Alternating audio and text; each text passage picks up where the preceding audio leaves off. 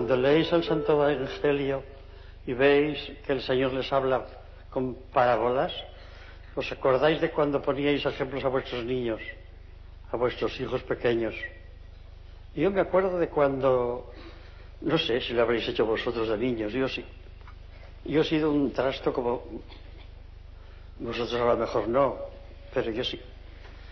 Y yo me escapaba a la cocina, me decían que no debía ir, pero había allí en la cocina dos cosas buenas. Una cocinera que se llama María, que era muy buena, que sabía siempre el mismo cuento. Un cuento de ladrones, pero de ladrones simpáticos. Y además había unas patatas fritas colosales. Las dos cosas las tenía yo vedadas. Oír el cuento, porque le decíamos, no, cuéntanos un cuento, no. Oye, María, cuéntanos el cuento. Sabíamos que ella no sabía otro, lo sabía decir tan bien que siempre nos parecía nuevo.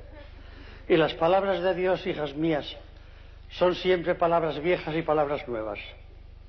La Iglesia de Dios y los sacerdotes de Dios, desde hace 20 siglos predicamos lo mismo.